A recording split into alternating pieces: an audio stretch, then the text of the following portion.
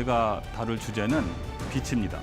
자, 인류가 최초로 빛을 경험하게 된 것은 태양으로부터입니다. 등불용 기름을 수요를 충족하기 위해서 개발된 상품이 바로 석유입니다. 실제로 전구를 발명한 사람은 볼 수 있어요.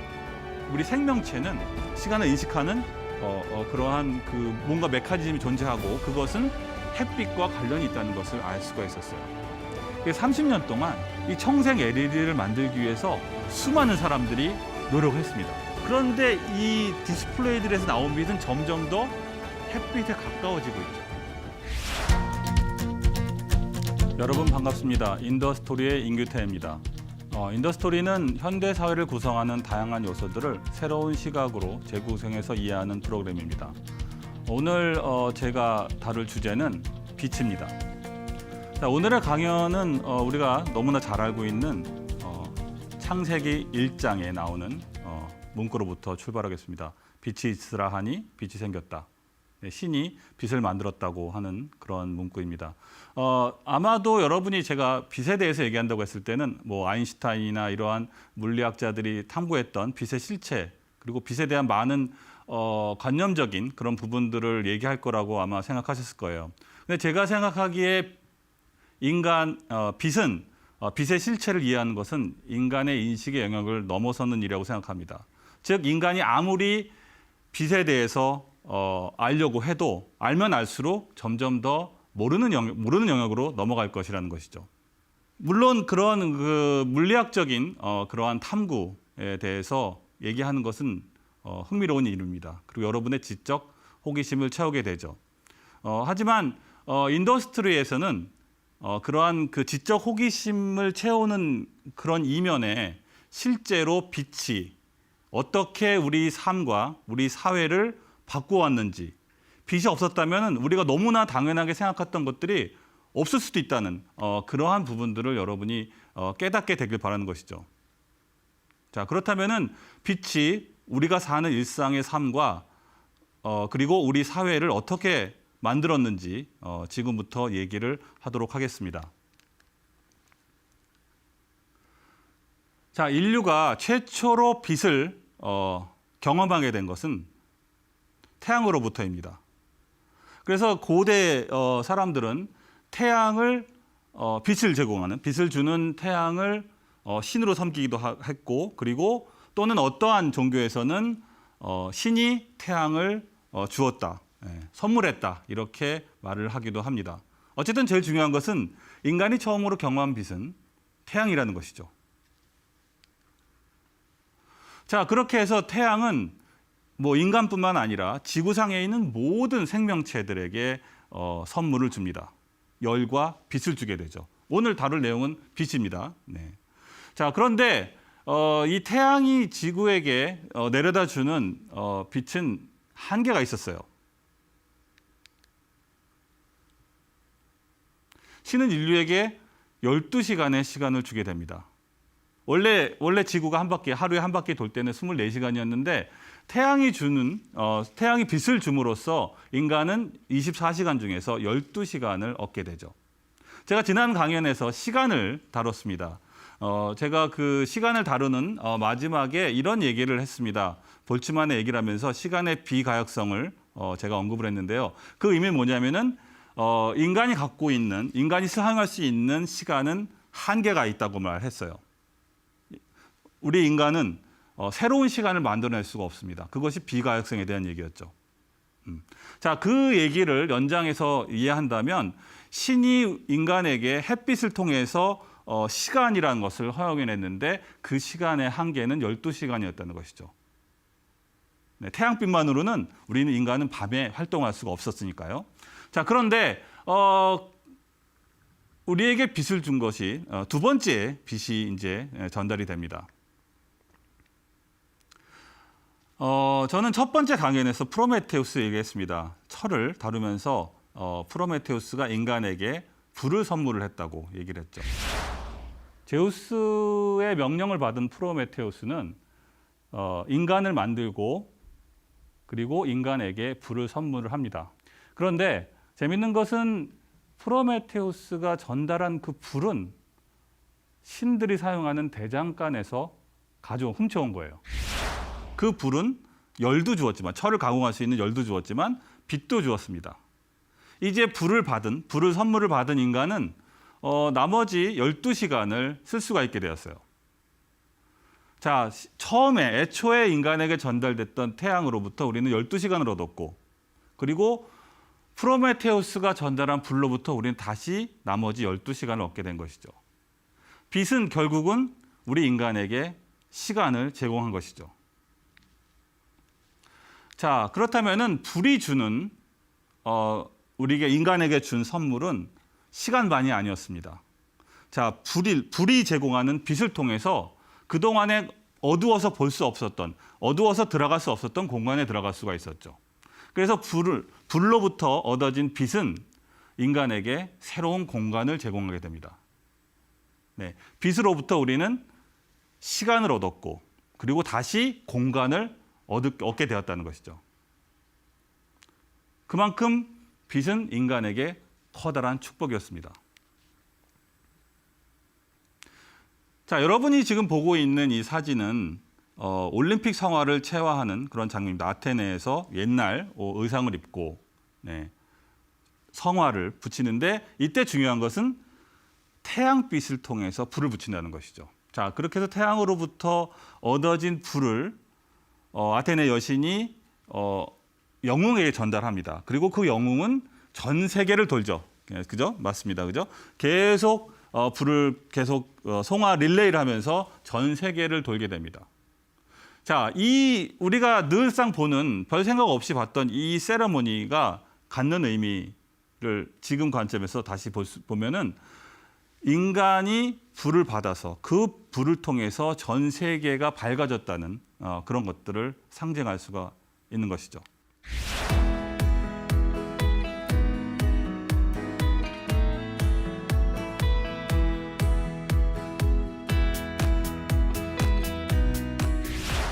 (1861년은) 남북전쟁이 시작된 해예요. 남북전쟁이라는 것은 물론 남군과 북군이 싸우는 전쟁이기도 했지만 당시 자본가들에게는 비즈니스의 기회였습니다. 그 당시에 가장 중요한 상품 중에, 거래된 품목 중에 하나가 바로 이 등불이었습니다. 그리고 등불을 켜기 위해서는 기름이 필요했죠. 이렇게 갑작스럽게 늘어난 등불용 기름을 수요를 충족하기 위해서 개발된 상품이 바로 석유입니다. 자, 이 새롭게 늘어난 그 등불용 기름 수요를 감당하기 위해서 석유라는 새로운 상품이 등장을 했고, 이 석유를 캐내기 위해서 펜실베니아 오일 러시가 시작이 됩니다. 그리고 수많은 유정들이 우후죽순 생겨나게 됐는데, 이 모든 유정과 정유 시설을 통합해서 독점을 이룬 인물이 바로 존 D 락펠러죠. 락펠러가 스탠다드 오일을 창설하면서 석유 산업은 현재까지 이루고 있습니다. 결국 이렇게 볼 수가 있어요. 결국은 등불을 더 켜고 싶은, 더 많은 곳에 더 길게 등불을 켜고 싶은 그 욕구, 인간의 욕구가 석유라는 새로운 제품을 끌어올리게 되는 것이죠. 제가 지난 석유 강연에서 말했던 것처럼 석유는 비용이 많이 드는 제품입니다. 일반적으로 채취할 수 있는 그 기름에 비해서 석유는 땅에서 끌어올려서 판에서 정제 과정을 거쳐야 되기 때문에 비용이 많이 들었어요. 하지만 대량 생산해서 커다란 수요처가 있는 경우에는 제품의 단가를 맞출 수가 있었던 것이죠. 네. 그 석유를 대량 생산해서 산업화시킬 수 있는 원동력이 바로 이 등불에 대한 수요였다는 것이죠. 여기까지는 여전히 불을 통해서 인간은 빛을 만들어야 했습니다. 그런데 이때부터 새로운 빛의 혁명이 시작이 되게 됩니다. 즉, 인류가 불이 아닌 것으로부터 빛을 만들어내는 것이죠. 그것은 바로 전구입니다. 자, 우리가 너무나 쉽게 생각하는 이 전구는 빛의 혁명이라고 말을 할 수밖에 없어요. 그 전까지 인류는 불로부터 빛을 얻었으니까요. 자, 전구에 대한 이야기는 영국으로부터 출발합니다. 1802년 험프리 다비라는 과학자가 종이로 만든 필라멘트에 전기를 연결합니다. 전기를 연결하니까 빛이 나는 것을 발견했어요. 그러니까 험프리 다비의 이 실험은 전기로부터 빛을 만들어내는 최초의 실험으로라고 말할 수가 있습니다. 자, 그리고 나서 많은 사람들이 이 새로운 가능성, 전기를 통해서 빛을 낸다는 것은 새로운 가능성을 보고 뛰어들게 되는데 그 대표적인 인물이 바로 스완이라는 인물입니다. 네. 이 스완은 제임스 스완은 여러 가지 실험을 거듭하게 되는데 1850년대부터 계속 실험을 하게 돼요. 그래서 1860년에 비로소 새로운 상품을 만들게 됩니다. 그것이 바로 이 사람이 만든 상품이 우리가 알고 있는 진공으로 만든 그러한 유리 안에다가 필라멘트를 넣어서 불을 밝히는 것이죠. 현재 사실상 제임스 스완이 우리가 알고 있는 백열 전구를 처음 만들어낸 상품화시킨 인물이라고 볼 수가 있어요. 그런데 영국에서 일어난 이러한 기술 혁명을 지켜보고 가져오고 싶어 했던 인물이 있었습니다. 바로 에디슨이죠.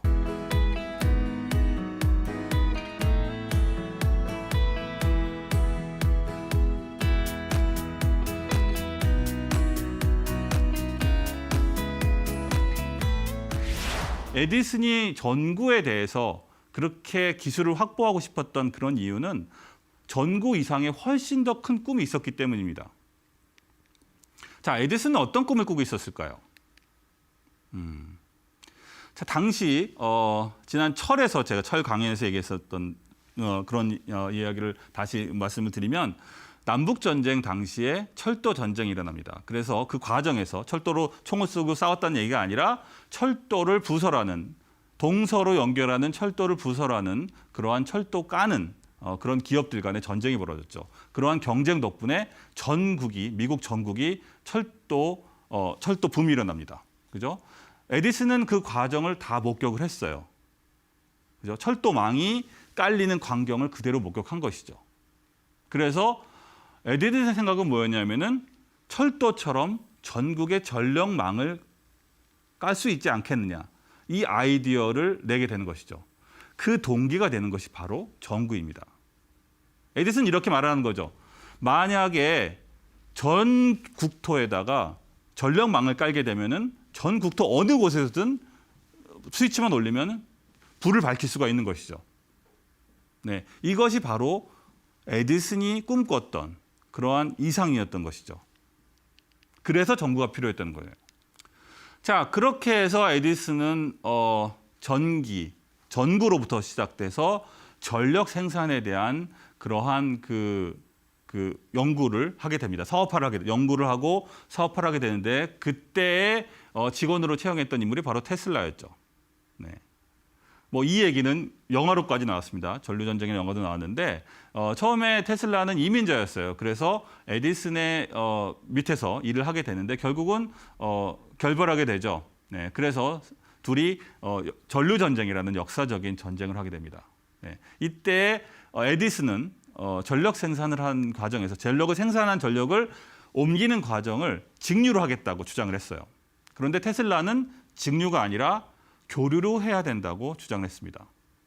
네. 뭐 이 과정을 다 설명을 할 수는 없습니다. 뭐 궁금하시면 영화를 보시면 되고요. 근데 이렇게 단순히 직류 전쟁이라는 건 직류를 할 거냐, 교류를 할 거냐 하는 이러한 그 기술적인 논쟁은 단순히 기술적인 영역에만 멈추지 않았어요. 에디슨과 테슬라 뒤에는 제너럴 일렉트릭이라는 회사와 그리고 웨스팅하우스라는 거대 기업들이 있었습니다. 네. 결국은 전류 전쟁이 전쟁으로 비유한 건, 뭐 싸우는 전쟁이 아니라 세상을 바꾸게 될 만한 중요한 사건이 되었던 배경에는 제너럴 일렉트릭과 웨스팅하우스 간의 힘겨루가 있었다고 볼 수가 있어요. 결국 직류와 교류와의 싸움에서는 테슬라가 주장했던 교류가 승리를 하게 됩니다. 사실 기술적으로 교류가 우수했었죠. 근데 그게 전쟁으로 갈 상황이 빠졌던 이유는 에디슨이 워낙 겉모술수에 능했기 때문이에요. 예. 하지만 다행히도 이 승부는 기술적인 팩터가 작용을 했고 교류가 승리를 하게 됩니다. 그래서 이 전류 전쟁의 승리로부터 이제 웨스팅하우스는 나이아가라의 수력 발전소를 세울 수 있는 권리를 따내게 되죠. 이것이 우리가 알고 있는 최초의 대형 발전소가 됩니다. 그리고 세월이 흐르게 됩니다. 뭐 이 과정을 제가 다 다루진 않겠지만 결국은 이 나이아가라에 세웠던 웨스팅하우스가 세웠던 그 나이아가라의 발전소를 시작으로 모태로 해서 현재 우리가 즐기고 있는 너무나 당연하게 생각하고 있는 전력망이 깔리게 되죠.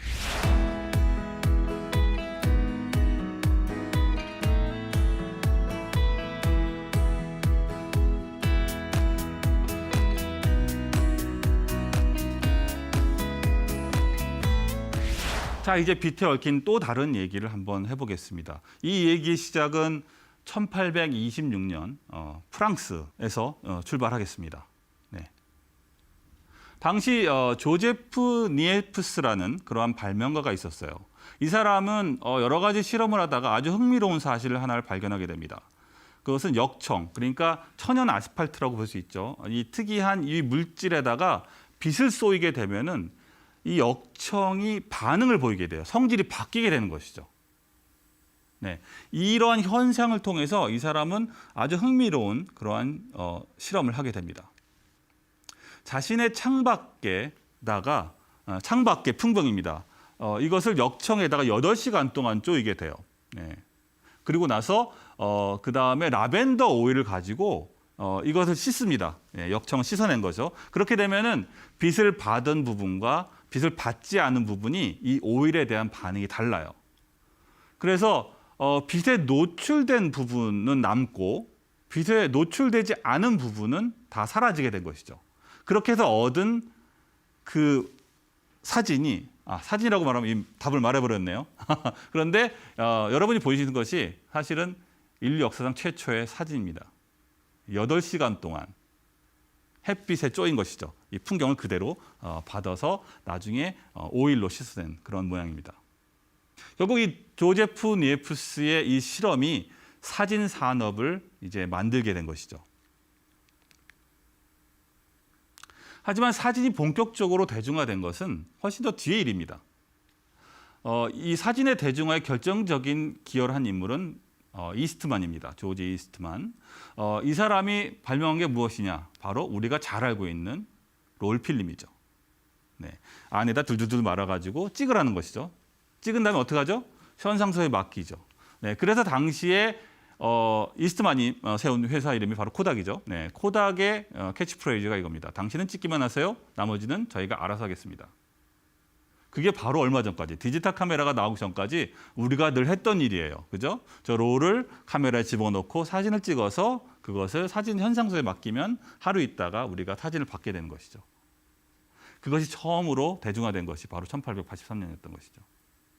자, 그런데 사실 제가 이 얘기를 한 것은 사진 때문이 아닙니다. 물론 사진이라는 것이 뭐 영화 산업도 이끌게 되고 해서 우리 삶을 바꾼 것은 맞아요. 하지만 이 사진 기술은 우리가 알고 있는 것보다 훨씬 더 많은 현대 사회의 결정적인 역할을 하게 됩니다. 제가 하고 싶은 얘기는 그 얘기였어요. 네. 여러분이 전혀 생각하지 못한 곳에서 이 사진 기술이 우리 삶을 바꿨다는 것이죠. 자, 이 이야기는 1947년에 뉴저지로 가게 됩니다. 뉴저지에 있는 벨랩에서 최초로 트랜지스터를 개발하죠. 그리고 그때 기여했던 존 바딘과 윌리엄 쇼클리 그리고 월터 브래든 세 사람의 사진입니다. 물론 설정 사진이라고 말했죠. 제가 바딘과 쇼클리는 원수지간이었다 이렇게 말했습니다. 자, 그런데 그게 이제 여기까지가 지난 강연에 모레에서 제가 했던 그런 얘기였어요. 그런데 이 이야기는 여기서 끝이 아닙니다. 자, 벨랩에서 트랜지스터를 개발했는데 개발하고 나서 이미 당시에 벨랩에 있는 연구원들은 이 트랜지스터 구조를 평면으로 만들 수 있다고 생각을 하고 있었어요.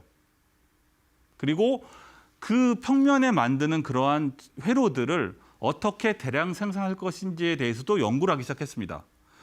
여러 가지 아이디어를 찾아다녔죠. 네, 그래서 그들이 찾아낸 그 아이디어가 바로 포토리소그래피입니다. 때마침 1958년에 미국 그 국방부 연구소, 육군 연구소에서 근무했던 제이 리드럽이라는 사람이 특허를 출원한 것인데 이 특허를 벨랩에서 라이선스를 받게 됩니다. 그래서 연구를 하게 되죠. 이미 1950년대부터 포토, 그러니까 사진 기술을 가지고 회로를 만들겠다는 생각을 이미 다 그런 생각들이 퍼지기 시작하고 다방면에서 여러 사람들이 동시에 연구를 하기 시작한 것이죠. 자, 그래서 뭐 지난번에 얘기했던 것처럼 쇼클리와 바디는 서로 사이가 틀어져서 쇼클리는 캘리포니아로 가고 바디는 일리노이주로 가게 됩니다. 자, 그리고 쇼클리는 캘리포니아에 정착한 쇼클리는 당시에 순진하면서 똑똑한 밥 노이스와 고돈 무어를 고용해서 자기가 생각했던 집적 회로에 대한 연구를 시작을 하게 되죠.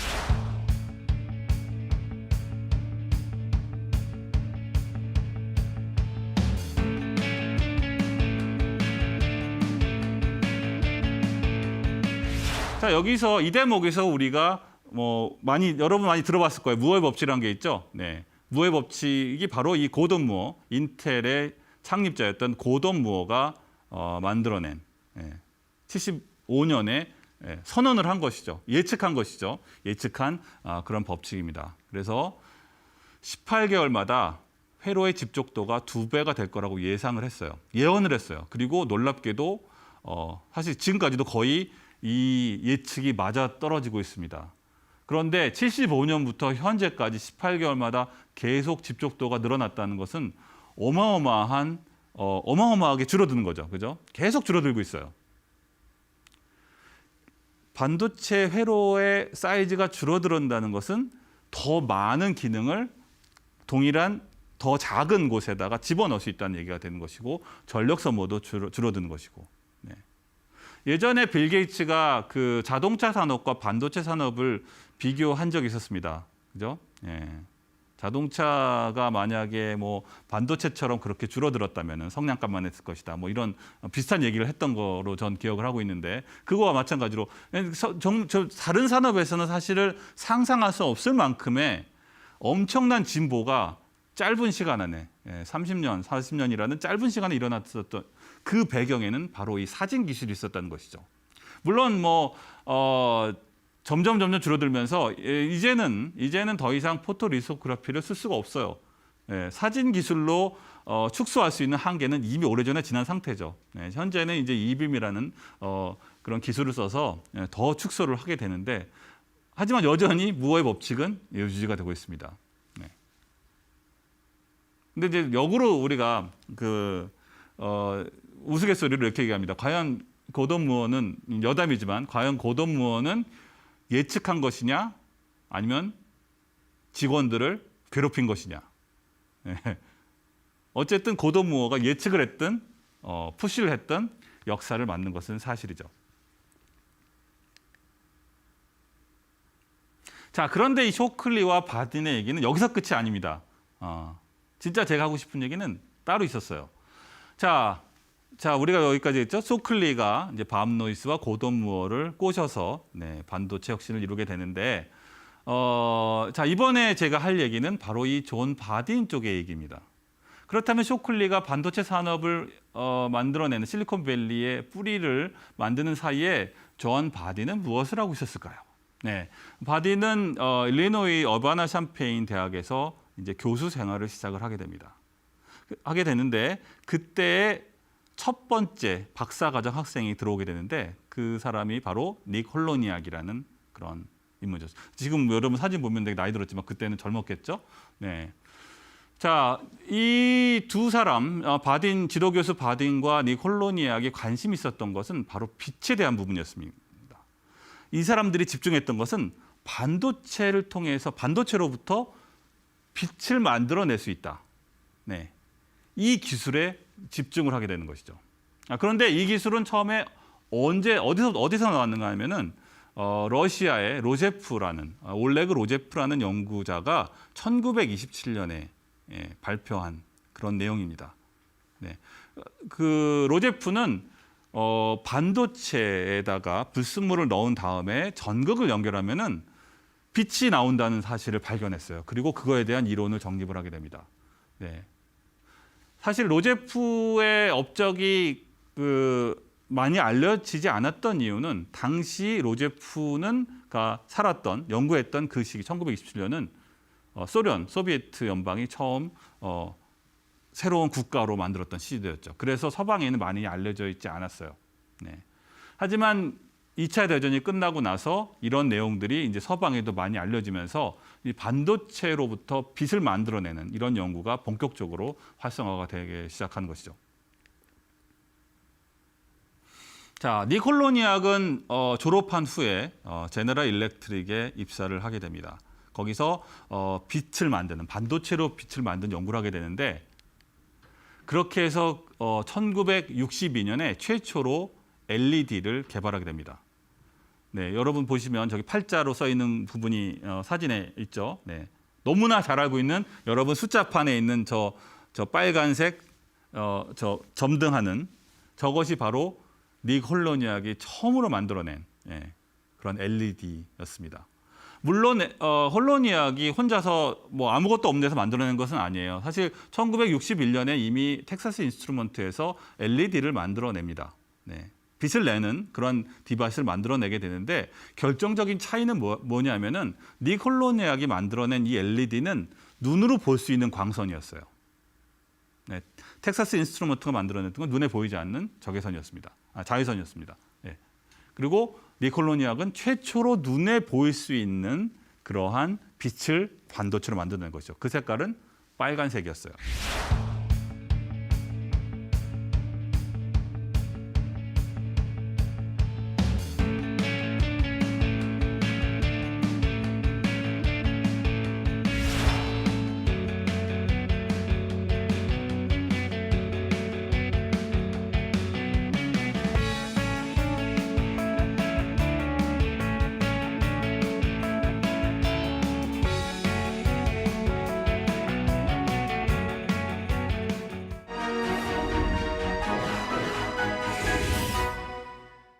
인류는 전구가 아닌 반도체에서 빛을 내게 됩니다. 그래서 우리가 알고 있는 전광판들, 뭐 이게 시작이었죠. 네, 수많은 시계나 이런 곳에 들어가는 전광판들이 바로 이때부터 시작이 된 것이죠. 그런데 이 LED나 레이저 다이오드 뭐 이런 것들이 단순히 계기판에만 쓰인 것이 아니었어요. 또 다른 혁명을 일어나게 되죠. 그게 뭘까요? 바로 CD입니다. 저장 장치. 자, 빛으로부터 정보를 읽어내는 이런 혁신적인 기술이 개발되면서부터 정보를 저장할 수 있는 용량이 어마어마하게 늘어나게 됩니다. 여기서만 그치지 않아요. 반도체로부터 빛을 냈기 때문에 파생적으로 일어난 산업들은 여기서 멈추지 않는단 말이죠. 또 하나 대표적인 것이 바로 광통시입니다. 자, 여러분 생각을 해보세요. 자, 우리가 LED 스크린인, 여러분 뒤에 보이는 것도 제 뒤에 있는 것도 결국은 LED 스크린이죠, 그죠? 자, 그래서 이런 디스플레이 장치, 그리고 우리가 보는 DVD, 영화, 그리고 저장 공간, 그리고 우리가 인터넷을 쓰고 있는 초고속 인터넷을 구현하게 된 이 광통신, 모든 것이 바로 이 반도체 빛의 혁명으로부터 출발했던 것이죠. 이렇게 되면은 우리가 고민을 하게 돼요. 과연 셔클리가 만들어낸 실리콘밸리에서 일어난 반도체 혁명과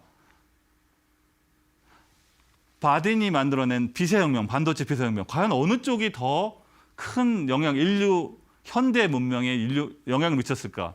저는 잘 모르겠어요. 어쨌든 중요한 것은 이 빛의 혁명이 우리 세상을 완전히 바꿨다는 것이죠. 자, 그런데 빛의 얘기는 여기서 끝나지 않습니다. 자, 그렇게 해서 니콜로니악으로 출발한 반도체 혁명이 일어났지만 여전히 반도체 빛의 혁명은 미완성이었어요. 그 당시에는. 네, 아주 오랫동안, 얼마 동안일까요? 30년 동안 반도체 혁명은 미완성이었습니다. 그 이유는 제가 아까 처음에 만들었던 LED가 빨간색을 했죠. 빨간색과 초록색은 만들었습니다. 그런데 푸른색의 빛을 만들어낼 수가 없었던 것이죠. 무려 30년 동안 인류는 청색 레이저를 청색 LED를 만들지 못했습니다. 근데 이게 이렇게 생각하시죠. 아니 뭐 빨간색도 있고 뭐 노란색도 만들었는데 초록색도 만들었는데 뭐 파란색 하나 만드는 게 그게 뭐 그렇게 중요하냐 이런 생각을 할 수 있어요. 그런데 이 파란색 푸른색 LED 이 광원 반도체 광원의 이 입구 없고는 엄청난 차이를 갖고 있습니다. 네. 파란색 LED가 나오기 전까지는 반도체 비트 혁명은 계속 미완성이라고밖에 말할 수가 없었던 거예요. 그 이유를 지금부터 여러분께 설명을 드리겠습니다. 자, 아까 제가 처음에 제가 말했던 거를 한번 다시 회상해 보겠습니다. 인류가 처음 접하게 된 빛은 태양이라고 제가 말을 했어요. 그죠? 결국 인류가 추구하는 빛도 역시 태양입니다. 인류는 햇빛을 만들어내고 싶어 합니다. 이게 근원적인 빛에 대한 인간의 욕망이죠. 자, 그렇다면은 햇빛의 정체를 한번 볼까요? 햇빛은 무엇일까요? 자, 우리가 알고 있는 여러 가지 색깔이나 빛은 다 수많은 다른 주파수 성분의 결합으로 우리가 이해할 수가 있어요. 자, 그래서 햇빛의 주파수 스펙트럼을 살펴보게 되면은 아주 낮은 주파수부터 높은 주파수까지 고르게 꽉 차여져 있는 것을 우리가 알 수가 있습니다. 그렇다면 우리가 일반적으로 햇빛 이외에 우리가 현재 일상적으로 쓰고 있는 다른 광원들, 돈 주고 사서 상품으로 쓸 수 있는 광원들의 스펙트럼은 어떤지를 한번 봐야 되겠죠. 네. 먼저 백열등입니다. 백열등을 보시면은 햇빛과 전혀 다른 형태의 스펙트럼 프로파일을 우리가 갖고 있다는 걸 알 수가 있어요. 네. 꽉 채워져 있어요. 발열을 하기 때문이죠. 발열을 하기 때문에 꽉 채워져 있긴 하지만 그 빛의 주파수 성분의 그 그림, 이 프로파일은 같지 않죠. 네. 자, 그렇다면은 우리가 또 하나 일반적으로 더 널리 현재 많이 쓰고 있는 형광등의 스펙트럼 어떤지 한번 볼까요? 네.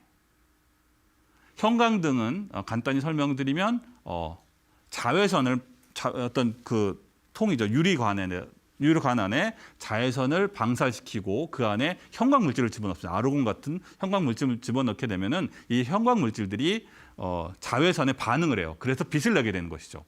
그래서 형광등이 훨씬 더 효율이 좋습니다. 뭐 사실 백열 전구의 효율은 5% 정도밖에 되지 않아요. 그런데 형광등 같은 경우는 효율이 40%까지 올라가게 됩니다. 그래서 효율이 좋은 건 맞는데 이 빛 자체가 여러분이 보시는 것처럼 아주 고정된 특정한 주파수 성분을 나타나게 돼요.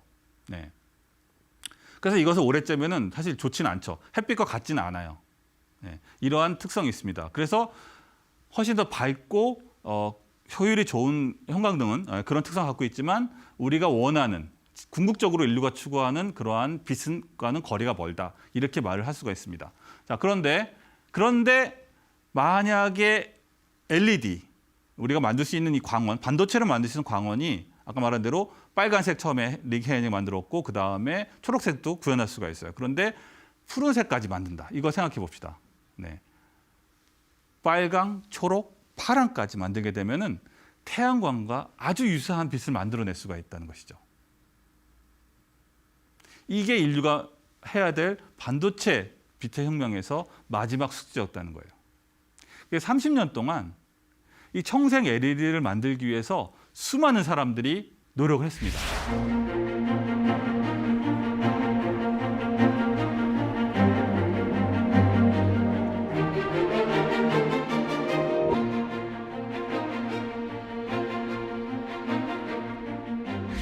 자, 그렇다면은 이제 이 청색 LED와 그 햇빛을 한번 비교를 해보겠습니다. 청색 LED를 만들어낸 이 LED 이제 컴플리트한 패키지와 햇빛의 스펙트럼을 한번 비교를 해보도록 하죠. 네, 왼쪽에 보이는 것이 햇빛의 스펙트럼입니다.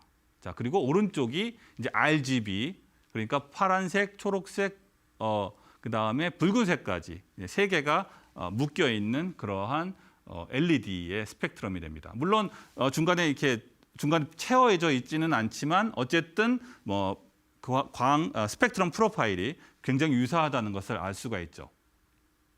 그런데 인간이 자연을 정복하고 나면은 얻게 되는 그런 것들은 훨씬 더 큽니다. 자, 그걸 볼까요? 자, 그래서 여러분들이 보면은 세 개가 비슷한 프로파일이라고 생각했지만 사실은 그렇게 해서 이제 청색 LED 개발로 태양광을 정복한 건 맞지만 인간은 그 이상의 것을 얻었어요. 왜냐하면은 이제 태양광보다 훨씬 자유롭게 RGB의 광원의 세기를 컨트롤할 수가 있는 것이죠. 이게 왜 중요한가? 햇빛과 비슷한 것을 만들어냈을 뿐만 아니라 햇빛을 넘어서 최적의 내가 원하는 광원을 만들어낸다. 이것이 왜 중요한가를 극명하게 보여주는 그러한 새로운 영역이 탄생을 하게 됩니다. 그게 뭘까요? 전혀 예상하지 못한 바로 농업이죠. 네. 여러분 아마 스마트팜이라는 것을 많이 얘기를 들었을 거예요. 그죠? 그리고 도대체 스마트팜이 뭐야? 네. 예전에 또 비닐하우스하고 뭐가 틀려? 이렇게 말할 수 있어요. 그죠? 그런데 스마트팜에서 가장 중요한 것은 바로 조명입니다. 조명. 자, 우리가 일상적으로 생각해 봅시다. 일상적으로 생각해 보면은 식물, 이런 농업을 할 때 뭔가 기르려면 뭐가 필요하죠? 반드시 햇빛이 있죠. 그죠? 햇빛이 이 식물의 성장에 필수적인 역할을 하게 되는데 만약에 그것을 많은 실험을 통해서 특정한 식물이 어떠한 스펙트럼의 빛을 받으면 좋아한다. 이런 성장을 촉진하게 되는 그런 빛을 발견한다고 생각해 보세요. 그렇게 되면은 생산 혁신이 일어나게 되는 것이죠. 결국은 LED, 우리가 조절 가능한 인공 태양광을 만들므로써 각각의 식물마다 벼 아니면 무슨 배추, 상추 상관없어요. 무 각각의 식물마다 최적의 빛 조건을 찾아낼 수가 있고 그것을 통해서 우리가 생산 혁신을 일으킬 수 있다. 예, 이것이 바로 스마트팜의 핵심적인 아이디어였던 것이죠. 이 이야기의 시작은 1729년에 역시 프랑스에서부터 출발하겠습니다. 당시에 그 프랑스의 과학자였던 장자크 메리앙이라는 인물이 있었는데요. 이 사람 아주 흥미로운 실험을 했습니다. 이 사람의 한 실험은 이제 미모사를 가지고 미모사의 그 생체 리듬 패턴을 연구를 하게 되는데 이 사람이 발견한 건 뭐냐면은 미모사라는 식물이 있어요. 그런데 이것을 햇빛을 쬐웁니다. 햇빛이 이렇게 쪼이는 그런 동안은 이파리가 생생해요. 그런데 밤이 되니까 햇빛이 사라지니까 그 이파리가 다시 시들을 해줍니다. 그리고 다시 햇빛이 쬐면은 다시 또 생생해져. 그러니까 미모사는 햇빛에 반응한다는 것을 우리가 알 수가 있었죠. 그런데 이 메리앙은 이것을 좀 더 확장시킵니다. 궁금한 것이 있었죠. 그렇다면 과연 햇빛을 차단하면 어떤 일이 벌어질까? 자, 놀랍게도 이 메리앙이 발견한 것은 놀라운 사실을 발견했어요. 그러니까 일단 햇빛을 통해서 햇빛이 쏠 때는 이파리가 생생했다가 햇빛이 사라지면 죽었는데 햇빛을 완전히 차단하는 그런 암실에다가 이 미모사를 뒀는데 그때도 정확하게 해가 뜨는 시간과 하는 시간에 맞춰가지고 이파리가 생생했다가 죽었다가 하는 걸 반복하는 것이죠. 이것은 어떤 의미를 갖고 있을까요? 생명체의 생체 시계가 햇빛으로부터 프로그래밍 된다는 것을 증명하는 것이죠. 네, 이 발견이 1700년대 이제 일어난 것이죠. 그래서 이때 사람들은 우리 생명체에서는 시간을 인식하는 그러한 그 뭔가 메커니즘이 존재하고 그것은 햇빛과 관련이 있다는 것을 알 수가 있었어요.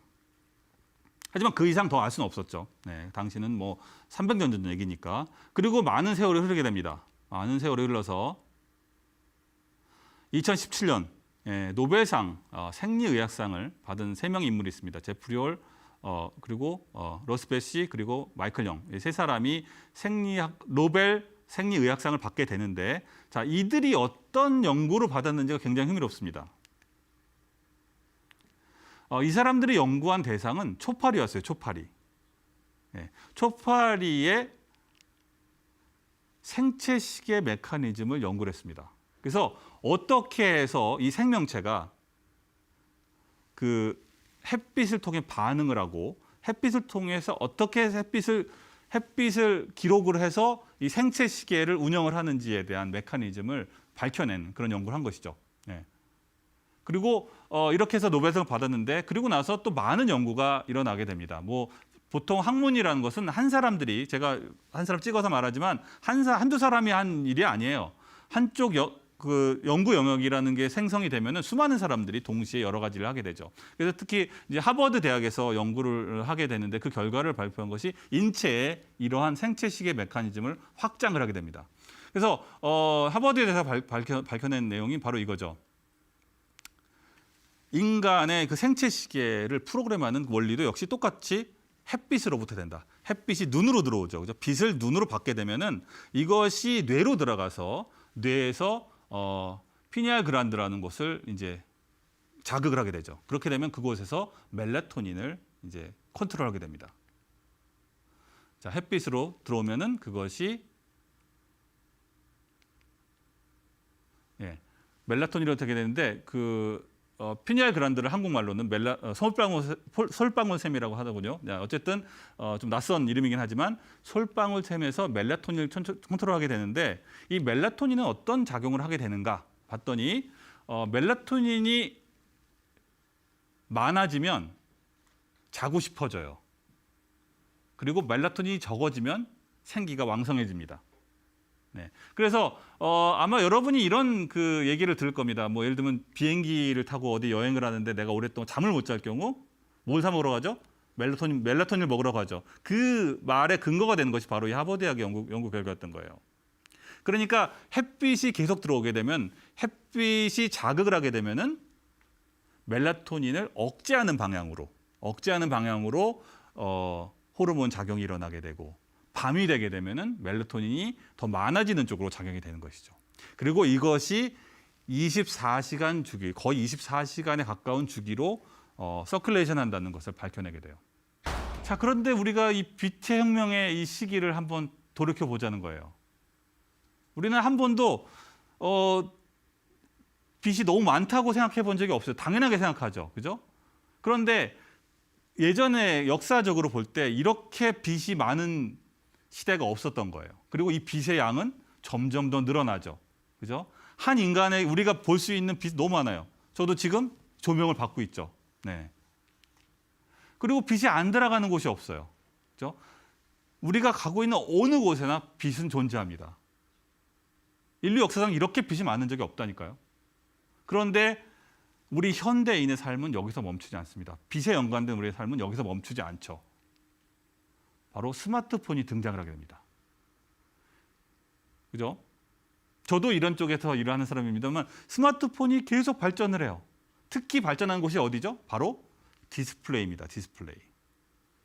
예전에 광도가 적었던 LCD 스크린 시대가 있었는데 지금은 다 LED, OLED, 점점 더 좋은, 점점 더 우수한 그러한 광도와 뛰어나고 선명한 그러한 디스플레이가 경쟁적으로 나오고 있어요. 그런데 좋은 거죠. 그죠? 좋은 일이에요. 그런데 이 디스플레이들에서 나온 빛은 점점 더 햇빛에 가까워지고 있죠. 너무 완벽한 거예요. 정말 우리가 만들고 싶었던 빛을 이 손 안에 구현하게 되는 거야. 너무 좋아요. 너무 편해. 눈이 보기만 시원해요.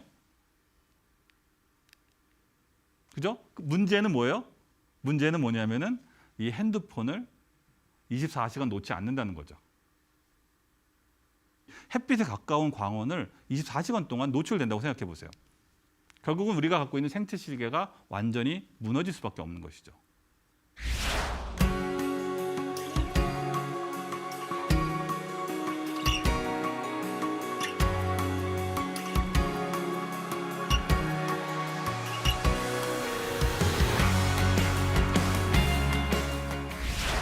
그렇다면 이 상황을 어떻게 극복할 것이냐? 그래서 어떤 사람들은 이런 얘기를 하죠. 핸드폰 끄기 운동, 그죠? 그리고 자연인으로 돌아가라. 그렇게 해결책을 제시하는 사람들도 있습니다. 그렇게 살려고 노력하기도 하죠. 저는 기술을 개발하는 사람이에요. 그죠? 저는 기술의 최첨단에서 살고 늘 새로운 기술을 추구하는 그러한 그 관심을 두는 사람 입장에서는 사실은 그것은 현실적이지 않다고 생각을 합니다. 세상은 계속 한 방향으로 가요.